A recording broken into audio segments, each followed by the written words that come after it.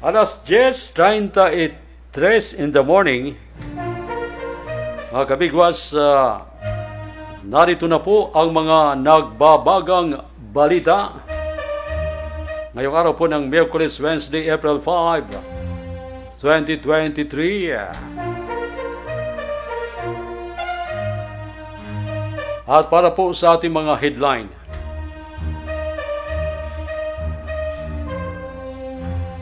Congressman Teves ipapahanap sa Interpol. Ayon kay DOJ, Secretary Remulla,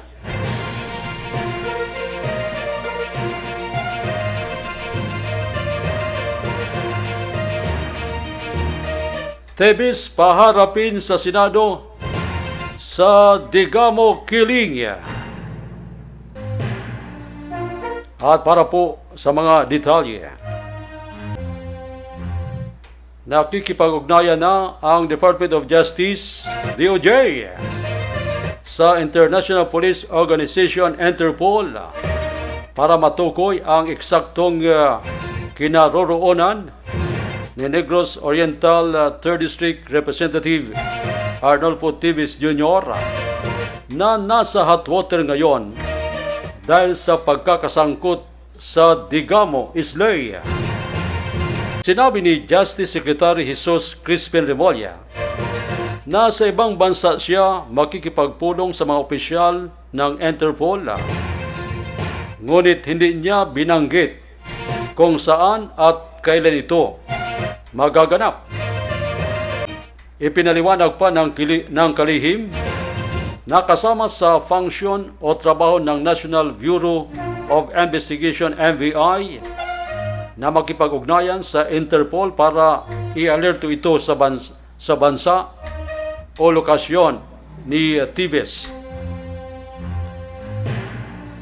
Ipapaalam lang umano ng NBI sa Interpol na may isang personalidad ang inimbestigahan sa Pilipinas dahil sangkot sa krimen, kaya otomatikong magkakaroon ng karapatan ang Interpol na tukuyin si Teves kahit saang bansa siya naroroon ngayon.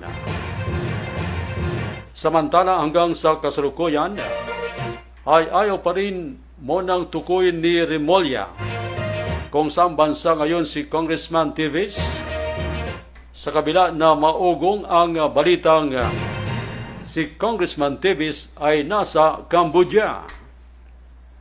Nitong Lunes ay diretsang sinabi ni Remulla na si Teves ang utak o mastermind sa pagpatay kay Negros Oriental Governor Roel Digamo. Alas 10:37 in the morning. At para po sa dagdag na balita, pahaharapin ng Senado si suspended Negros Oriental Congressman Arnolfo Teves Jr. tungkol sa gagawing investigasyon sa kaso ng pagpatay kay Negros Oriental Governor Roel Digamo. Itinakda sa April 17, alas 10 ng umaga, ang investigasyon ng Senate Committee on Public Order and Dangerous Drugs kaugnay sa Digamo Islay case. Ayon kay Public Order Committee Chairman Senator Ronald Bato de la Rosa, papayagan nilang dumalo si Congressman Teves sa pagdinig, physically o virtually. Si Teves ay tinukoy ng Department of Justice, DOJ, na siyang highest mastermind at pinaka-financer sa pagpaslang kay Digamo. Imbitado rin sa pagsisiyasat ang kapatid ng suspended congressman na si dating Negros Oriental Governor Henry Teves at ang mga naristong suspect sa kaso kapag natanggap agad ng committee ang clearance mula sa korte.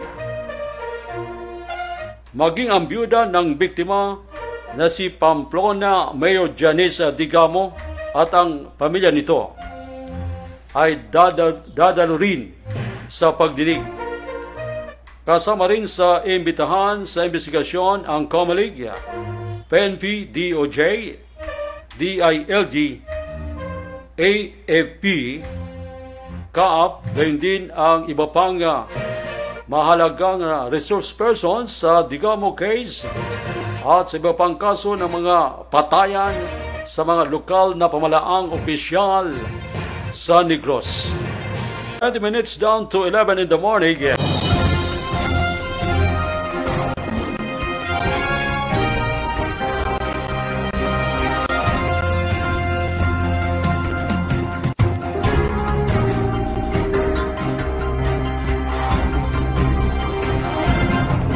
Bigwas ang boses San Masbate, nagasumpit kag sagitsit na mga balita, matitindi kag matuod na komentaryo, may tinitindugan kag malaya na opinyon kontra sa mga kurakot kag mapangdawdaw sa gobyerno. Waran kadlok na magsiyak sa mga isyu sa publiko, mapapamatian sa Bigwas ang boses San Masbate, anwaran bugto na batikusan ang kritiko kag kaapin sa mga Masbateño. Kaupod ang iyo Batikano na broadcaster kasamang Chris Bigwas Asiboki.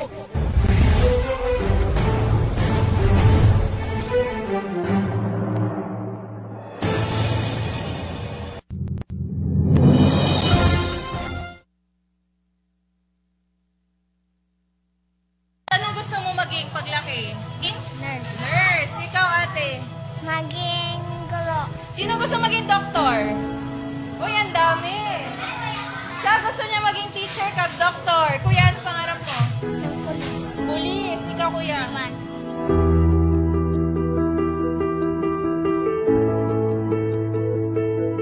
Ako si Ate Ara ko. Ako ang congresswoman sa Segundo Distrito. Adi po ako, sugad kay igwa po akon regalo.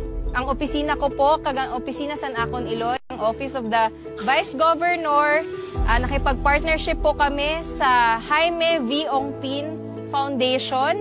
Kag ang Jaime V. Ongpin Foundation po, naghatag po sa aton san 1,000 school kits. So, ina po na 1,000 school kits, ginapanhatag po naton sa mga last mile schools. Ang last mile school po ay kabilang sa mga paaralan sa buong lalawigan ng Masbate na itinuturing na isa sa pinakamalayong paaralan sa lalawigang ito.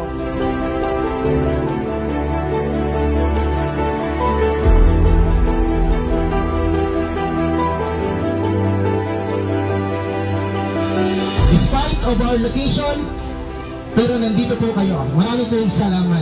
Para mapansin ang opisina po ninyo, ma'am, it is our pleasure. We are very much grateful. Maliit man kami, sabi ko nga, we are few in numbers but we are thousand in actions.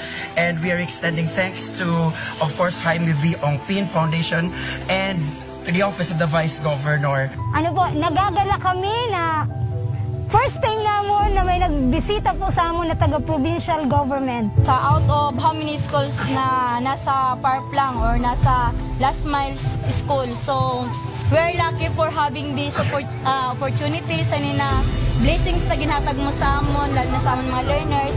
Damo po na salamat sa biyaya na ginhatag nimo sa amon. Nalipay lang ako. Kay since na-establish ang aton eskwelahan, this is the very first time na may nagbisita sa aton from the higher possession sa aton probinsya.